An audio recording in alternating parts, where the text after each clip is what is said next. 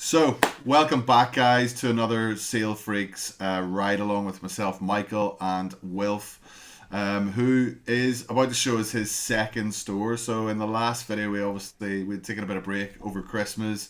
We got a bit of a catch up. We seen how he was doing. Things were absolutely flying.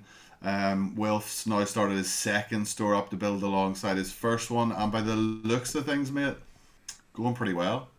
Going pretty Yeah, the well. graph's definitely on an uptrend. It's been slow but steady with this one, but we've got, let's have a look, I think about 400 listings now, and that's slowly gonna, increase sales as it goes. Yeah, okay. So, bit of context. I think now we're going to say you're drop shipping 6+ months. You Yep. started with your first store, you got that up and running, and then it was a case of, right, when can I start my second store? And my answer to that is always when you feel confident that you know what you're doing on the first store. There's no point in Hmm. having you running at the same time and you don't really know what you're doing. So, at what point did you feel then within that kind of within from you starting to now, when did that feel like the right time for you? How long is I this account think going?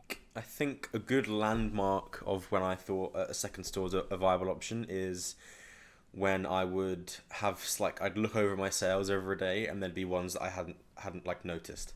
So in the start you're like, oh, another sale, oh, another sale, another sale. When I got to the point where I looked back and there was like 10 that I hadn't seen, that's the point where you're kind of on autopilot and you can start. There's no point in not starting a second one. Yeah, yeah, yeah. We're 10 sales, 20 sales. You're like, Mm. okay. I mean, I laugh, like, as we said, sometimes I've said it to some people before in one-to-one calls and things and different webinars. It's like the moment you know that you've made it in dropshipping is when you turn off the notifications on your eBay app. They're literally just so annoying. It's like, oh my God, like your screen's just blowing up with like sale, sale, sale, sale, Hmm. sale, message, sale, sale, sale, and you're just like, oh my God, I need to turn this off. It's just, it gets to the point where it's annoying. So I guess you were at that stage Yeah, that's where right. you were missing sales. Like at the start when you're kind of getting one, you're like, ah, it's sale.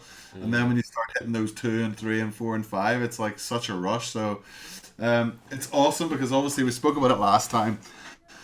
Everyone's skeptical about dropship and they're like, does it work? How could it work? This surely people don't buy this stuff. Surely this doesn't work. And then you make those first couple of sales and then suddenly you're making sales every day. So here we are with a second account.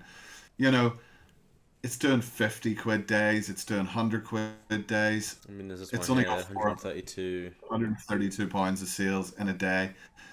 That's absolutely fine. I mean, there's only one day in the last 30 days where I don't think you made any sales at all unless it was like I think really that was a tiny. 0 day there, yeah. But yeah, that's pretty consistent, pretty good. And do you know what it shows? It shows like you've built the first store, and then you knew you had a blueprint to work with. You knew what worked by this stage. You knew what didn't quite work, and you Mm. kind of I guess you replicated the process. Are you doing anything different here than you did the first With, time with around? this one, I think actually, if I just show my main Sell Freaks dashboard here, so once my total listings was at about I think 1,500, I think the spread was like 1,300 on my main store, and then 200 on the second store, and I actually had my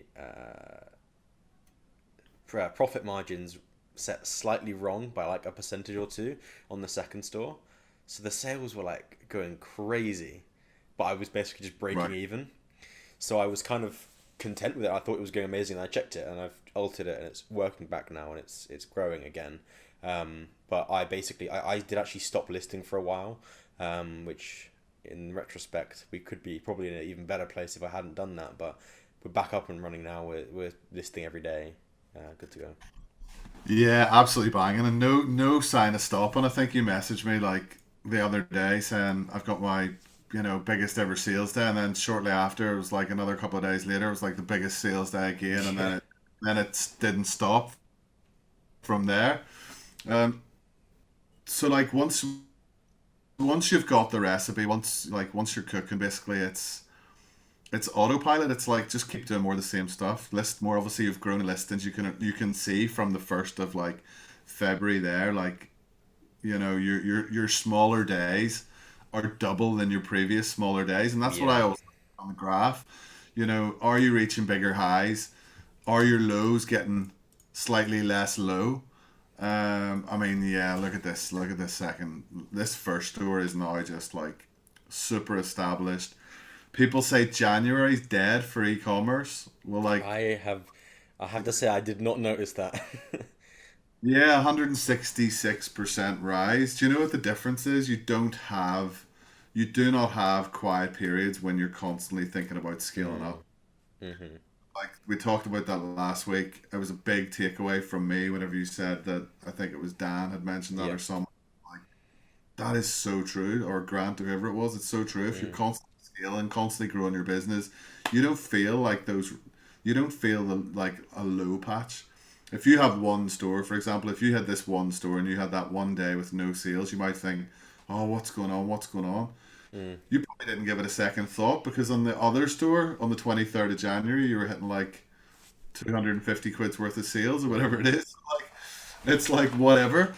And this second store is obviously just it's just gravy on top. And at some point, the second store is going to look like the first store, and the first store is going to look like something very different. Yeah. It's going to have like maybe double the amount of sales.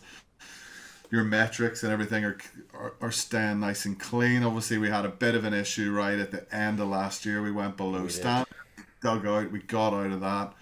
Um, and here we are, mate. So, like, absolutely, it's absolutely amazing. It just shows you what you can do when you kind of have the blueprint, you know what to do, you let the automation do the work. I still can't believe that, we're just using bestseller auto lister, we're using coupon hunter, we're not doing too much optimization. We're doing the basics, but we're doing them very well and we're doing them very consistently, and Mm. you're reaping the rewards off the back of that. Is there any kind of, have you come across any kind of major challenges in terms of the eBay side of things? I know we mentioned about Amazon. I think we'll get Yeah. on to that a bit later on. But have you had any kind of stumbling blocks or hurdles that you've had to get over, even when scaling out the two stores or in general So recently? when I opened up the second store, I'd only just recently learned at that point that under one name you can have multiple stores, um, and within like a few hours of me opening that second account, it was your eBay account is suspended. So I called them up and they asked a few questions, and like 5 minutes later we were back online.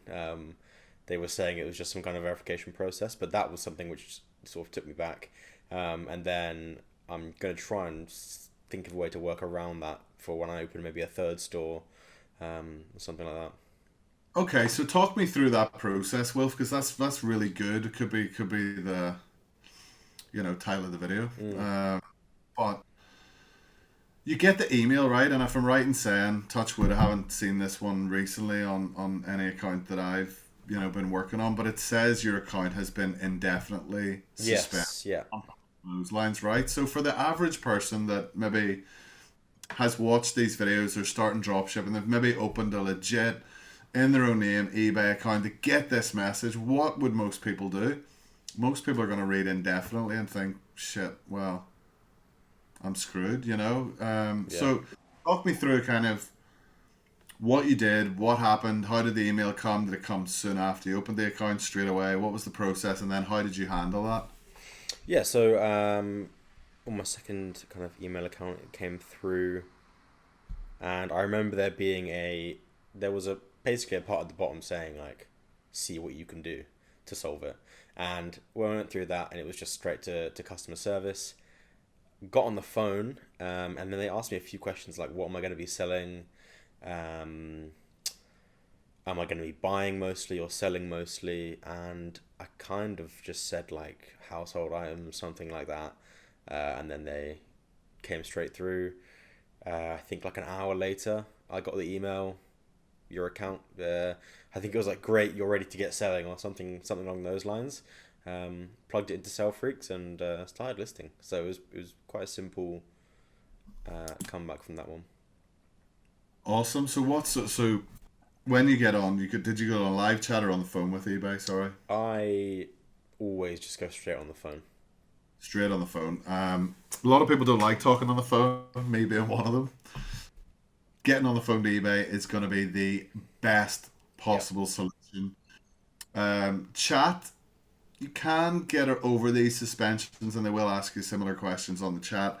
However, if you want to appear the most authentic Mm. version of yourself, getting on the phone's definitely right. So they ask you some questions. Can you remember the questions that they were asking you, Will?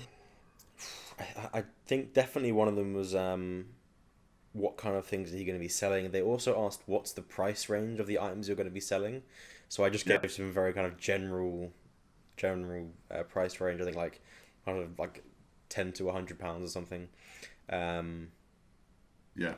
yeah, I think that was it. I can't really remember exactly. Absolutely, yeah. That's two of the main questions. So they want to know, right, what are you going to be listing? Is it going to, and what they're from their side of things is what's the risk here? Is Mm. Wilf going to go on the phone and Wilf going to say, yeah, I've got 100 iPhone 15s, going to be £1,000 each or whatever the price may be. Um, so they're trying to gauge the risk of what you're trying to sell. So the best possible thing is when thinking about this is low risk, low value.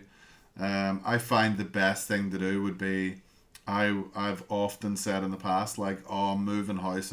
I want to get rid of some unwanted gifts, or I've got a ton of old books that I want to sell. Um, Something very low risk and very kind of eBay-ish. You know what I mean? Yes. Yeah.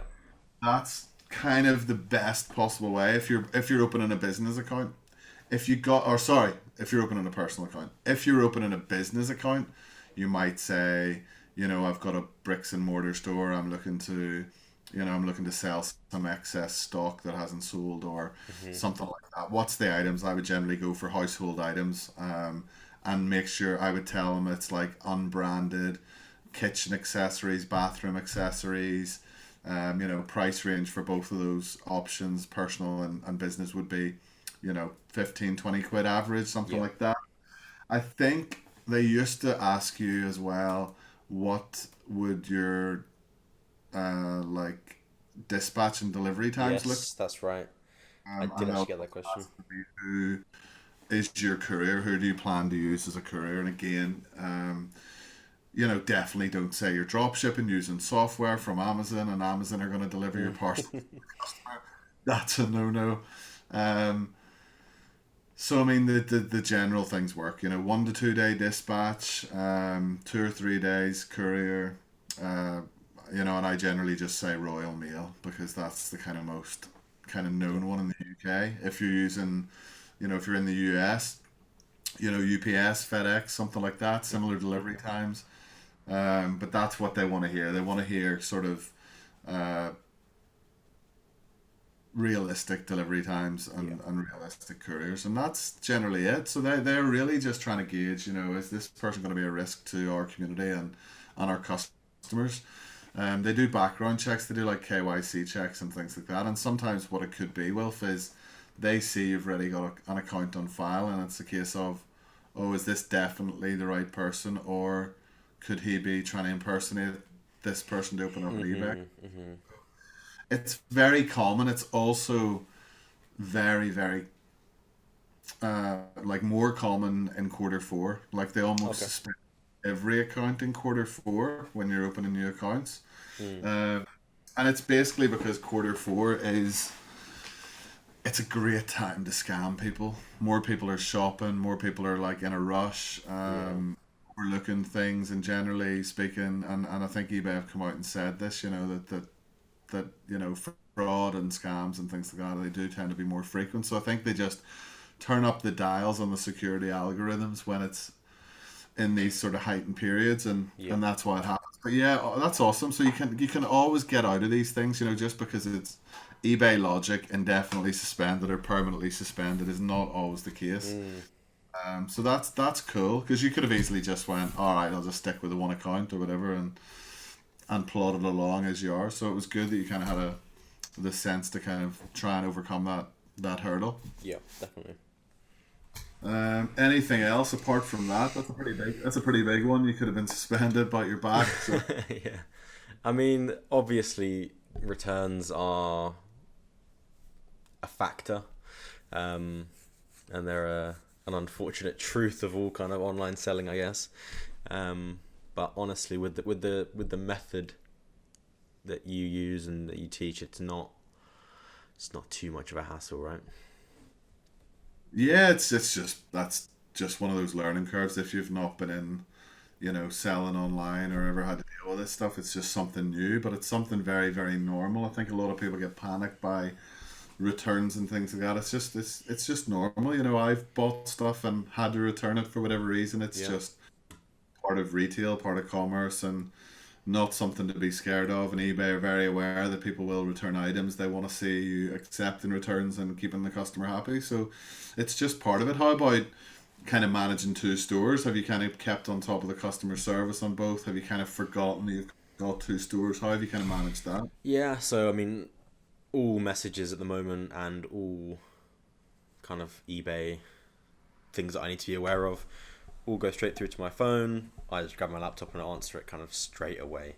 Get it out of the way as soon as you can to make life easier, right?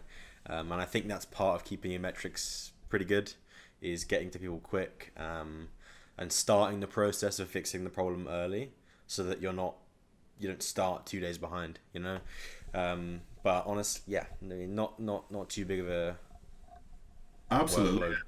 On top of it is 100% part of the game. As you scale up, you will have to adjust that because you won't have the time, I guess, just to do everything as it comes in. But certainly when I started, and when most other people I know started, it was you were very keen to get anything that came in out of the road. And like you say, you don't want to be letting stuff build up, because like anything, if stuff tends to build up, you tend to look at it and think, oh, there's quite a bit for me to do, and it's Mm, almost, and so keeping on top of it's definitely the right way to be.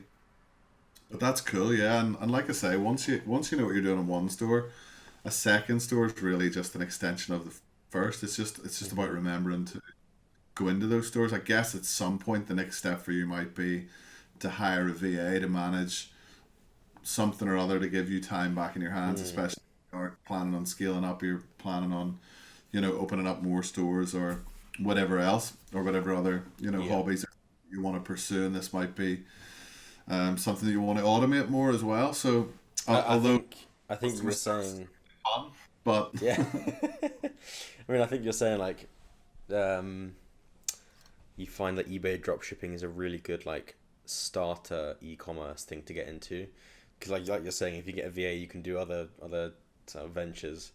I think that's definitely right, and it's kind of got me inspired to try and find the next thing, and grow e-commerce for myself, basically.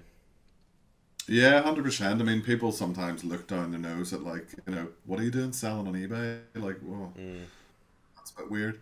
But like I mean, for one, that's a stupid opinion and very narrow-minded, because it can obviously make you quite a lot of money quite passively. But secondly, it allows you all the kind of touch points and learning of any e-commerce business, mm, to a point, or at least up to a level, um, without too much risk, and without too much risk of capital, but also without too much risk of messing anything up. So, obviously with eBay, you've got guidelines to follow. They're there for a reason. You've got your returns guidelines, you've got your time frames, you've got your customer service, you've got your, general answering yep. messages, your items not received case, you've got your tracking needs to be uploaded. All these elements are because eBay have been in the game so long. They know, like, why the metrics are there for a reason, basically, and the timescales are there for a reason, and the process and the terms and conditions and all that stuff is there for a reason to Mm, give the best customer experience.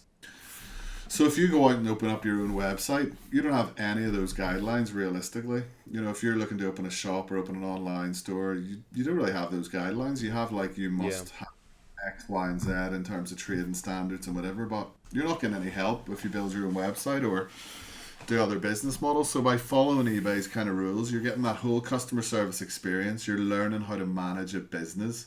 So a lot of people don't see it as that. They see it as a hobby, or they see it like as a making a quick buck here and there. But actually, what you're doing is you're learning how to manage a business. And the next stage would be managing staff, but you're managing your business within eBay. Mm, The other thing is you're managing inventory, even though you don't have to hold the stock. You're managing inventory. You know what works. You know what doesn't work. Um, you're managing even to a point promotions, ads. You Yep. know, even promotions. Although you're not paying for advertising like you would do, say, with a different e-commerce business model where you can lose quite a bit of money. eBay is the opposite way around. You can you know, have advertisements, have external promotions, internal promotions, and instead of paying an upfront fee, you pay a percentage of the sales. Yeah. So like you are learning like basically every element of running any kind of business really within this kind of eBay Sale Freaks environment, which is pretty powerful because there's definitely stuff that I've then transferred those skills to other aspects of business. So I think it's really really important. Um, So yeah, let's look at the numbers, mate. Let's have a look at this sale freaks. Let's see what we're doing. Because I was super impressed last time. I'm gonna be, yeah, even more impressed now. So like in the space of a week, like well, the video went out like last week, like this time last week. So I don't know, like that. This video could go out in a couple of days' time. We're on. What are we on? We're on the 8th of February. Last time we did this was like 26th of January. Hmm. Oh, like less than 2 weeks on. And in your 30 days, you're doing 744 quid in profit. That's not sales. This is Hmm. like we talk about sales. This is profit. This is like almost all of it in your pocket. So it's still gross profit. I don't like to, I don't like to blow things up when they shouldn't be. But you'll have your sale freaks costs. You'll have some eBay like store. You don't even have eBay listing fees. You're on the personal account. So there's actually really you're just paying your sale freaks fees which is probably like I think in your package $100, hundred Something like fifty. that. I'm not even 100% sure just exactly. You obviously have a bit more than what you need to grow into it as well. Um, 24 hours, 66 quid. Like that is absolutely mega. Um, Actually, like if you let's can keep an show. average of 50 quid a day, 50 quid a day average is going to be like you're going to be doubling your 30-day figures. It's going to be coming closer to This is. This Oops. is very technical Am I profit coming out your graph and speakers now? everything. Oh no, we're good. We're No, good. We're good. This is a graph, a daily profit graph. this is a graph, mate. Yeah. I took this from the profit history thing, and made like got like a trend line going, just to see how it's all going. Because day to day, it changes up and down, but it's good to see it on a bigger picture. Uh, Yeah, it's also what's that like a 3 month period so ish. October 17th last year to February the 2nd. So it's pretty. Yes, yeah, more than that. Actually, in fact, this one here is like yesterday, I think. So That's amazing. good to Also, see what did it. you use to create this graph? Because like I love looking at things like that, but I'm not really good at like This making it. was pages on my Mac. Okay, cool. Yeah, it's really cool. But yeah, I mean, it's like a steady growth. So a lot of Mm, people, when people are even talking about stocks and shares and investments and everything like this, and I mean, I've often said to people, treat your eBay account, treat it as a business, treat it as an investment of your yeah. time into the business. And yeah, we'll have days where it's low, but like ultimately, there your profit is going nicely up. You'll have big spikes. You'll have stuff below the trend line. I mean, the biggest thing for me that's jumping out at me is like, it just shows you how quickly it can creep up when, you get over those first 6 months, 7 months, and you do everything consistently because 744 of profit has been done in the last 30 days. And I've probably been doing it 6 7 months. Yeah, so like that It's crazy. 1829, which is in within a year. Obviously, you've not been drop shipping a year, but it's 6 or 7 months. So like, 60% of your profit, 40% of your profits have been done within the last 30 days. Mm. And there's, looking at those graphs on eBay, there's no sign of that changing anytime soon. Yeah. Like it's not going to go down, that's for sure. So it's not like we can go, oh, this 30 days is a complete anomaly. We can see the graph, everything's I moving up. mean, like the last 30 days would be an anomaly in a lower direction, right? Because I think I'm averaging around 35 to 40 a day. I mean, today is particularly good. Yeah, I mean, if I do the maths, that's like 900 to 1,000 a month. So exactly. we would be even better than that from now, from 30 days forward. Exactly, mate. I mean, that's on a 700. It's like on an average of like 25 quid a day. So I mean, you're almost triple that in the last 24 hours. But you're gonna have low days. So the 7 day figure is more in line. Hmm. Uh, but you should probably come in, again in a couple of weeks' time, and it'll be 800, 900. They'll not be. I don't think it's gonna be too far away before you're hitting those like £1,000 months, which like in anyone's books, like it's a part time wage in itself for like a That's couple of. that's more than a part-time wage.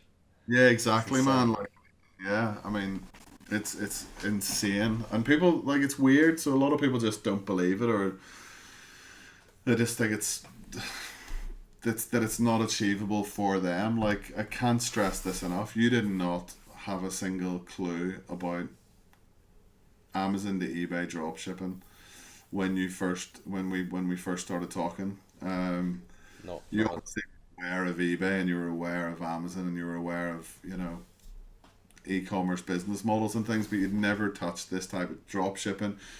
You certainly had never used Sale Freaks before. Um,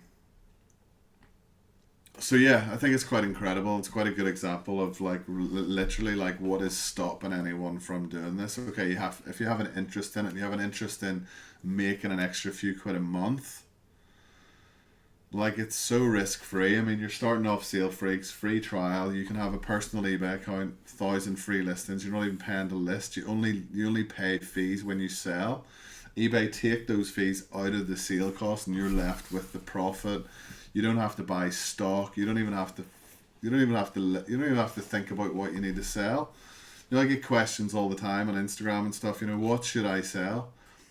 And the reality is, well, actually, you don't need to think about it too much. If that's what's stopping you from starting, stop thinking that way. You can put mm, on. We do the hard work for you. We source the products.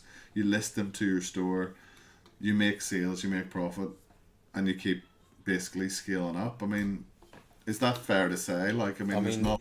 I think case in point here, I don't even list items myself. I do only automated. I could not touch Sale Freaks apart from maybe purchase issues. I could not touch Sale Freaks for like a week. It just does everything in the background. I spend probably 20, 30 minutes on eBay every day, I guess. Um, Yeah, I mean, I'm saying a couple of hours. I mean, that's kind yeah. of worst scenario. Or if you want to do a bit of extra product research, or you have a particularly, you know, difficult customer or whatever. But even at that, Mm. it's not taking you hours to deal with those things. It's a couple of messages back and forth, and that's it. And I mean, drastically different from like a 9 to 5 job, right? Oh yeah, well, I mean, for a start, you can kind of do it within your own time scales. You want to do this at midnight. Do it at Go midnight. for If it. you want 4 in the morning, whatever. It doesn't. You know, as long as you're doing everything within kind of a good 12 to 24 hour period, and even over the weekends, eBay don't expect you to be on there answering messages all Mm. weekend. Good to do it if you can, but if you're away for a couple of days, the world's not gonna end by the Yeah. time you get back on Monday morning and fix it. So even purchase issues, I mean, you get a couple of purchase issues, it's 5 minutes each probably to fix, Or less than, or less than if, definitely. if you're fast. Yeah, I mean, it's just a case of you will have to order a few orders manually. They'll fail for auto order for numerous reasons, like we've talked about in the past. Maybe like an issue with the address, or maybe the item They price, they whatever. fail for good reasons, stuff that you don't want to happen, like sending it to a postcode where it's an O instead of a zero. That's like one I had today. It's stuff that you don't want it to go out like that. You want to have some kind of manual touch on it. Absolutely, mate. Absolutely. Yeah, I think it's banging. I'd love to see how we're going to progress with this. Um, there's going to be a couple of cool features coming out on sale. We're going to work a bit more with AI for optimizing titles. We're going to work a bit more with tweaking the bestseller order lister and the coupon hunters and things, just so we can home in a bit more on what we want to list. I think that'll be super exciting. We're working on a new catalog. So we're working on something that instead of running our basic locator searches, we're going to basically have products ready to list. So Okay. if you're looking for a certain niche, you're looking for a certain category, the products are going to be there. It's one click, bang, it's onto your store with a proven history of sales. So it certainly helps as you scale up. So obviously the more ways you can list, the more that you can scale. And as you can see, you went from about 1,700 odd items a couple of weeks ago. You've now increased it by about 200 items. I've made an extra 200 quid profit from doing that. Yeah. Like it is that simple. Your sell through rate's absolutely massive. It's just going up and up and up.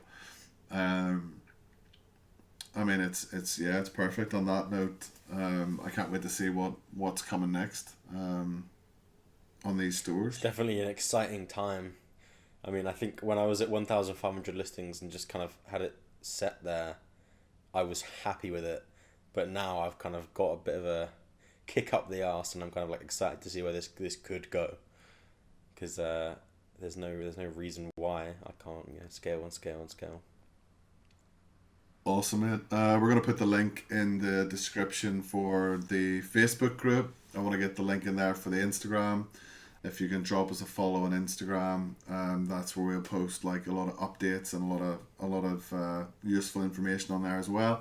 And then also a link to the free trial on salefreaks.com. There's also a free course on the Sale Freaks website The course is good. teaches you how to use the Course is software. very good. You just have to listen to me banging on about Sale Freaks for a little while, but it is it is useful. We'll make a few changes on there as features come out as well.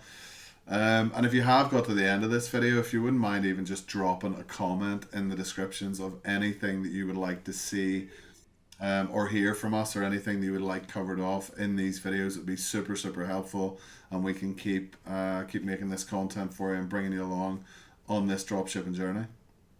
Thanks, guys. Amazing. Catch Cheers. you